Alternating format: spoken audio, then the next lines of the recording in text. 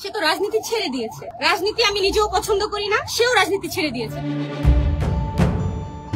আলোচিত content creator Ashraful Hossain ওরফে hero আলমের উপর হামলা হয়েছে। এ হামলার পর তার শারীরিক অবস্থা আশঙ্কাজনক। সোমবার রাত 9টার দিকে রাজধানীর রামপুরায় একদল দুর্বৃত্ত তাকে মারধর করে ফেলে যায়।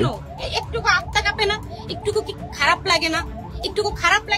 সোশ্যাল মিডিয়ায় এক ভিডিওতে দেখা যায় হিরো আলমের সাবেক স্ত্রী রিয়ামণি সহ একটি গাড়িতে হাসপাতালে যাচ্ছে। এ সময় তিনি লাইভে এসে বলেন, হিরো আলম সে তো এখন রাজনীতি ছেড়ে দিয়েছে, তাকে তাহলে কেন এভাবে মারধর করা হলো? তারও তো সন্তান আছে, পরিবার আছে, তার উপরও কেউ না কেউ নির্ভরশীল। আমরা এ কোন দেশে বসবাস করছি?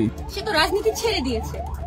রাজনীতি আমি নিজেও পছন্দ করি না, সেও রাজনীতি ছেড়ে দিয়েছে। তাহলে এইভাবে হামলা করার মানেটা কি? তিনি আরো বলেন, এখন তার অবস্থা খুব একটা ভালো না। মুখ সহ পুরো শরীরে প্রচুর মেরেছে, ছুরি দিয়ে জখম করেছে শরীরের বিভিন্ন স্থানে। পুলিশ ও স্থানীয় সূত্র জানায়, মোটরসাইকেলে করে কয়েকজন এসে হিরো আলমের উপর হামলা করেছে। তাকে মারধর করে গুরুতর আহত অবস্থায় রাস্তায় ফেলে রাখা হয়। পরে স্থানীয় লোকজন তাকে উদ্ধার করে হাসপাতালে ভর্তি করান।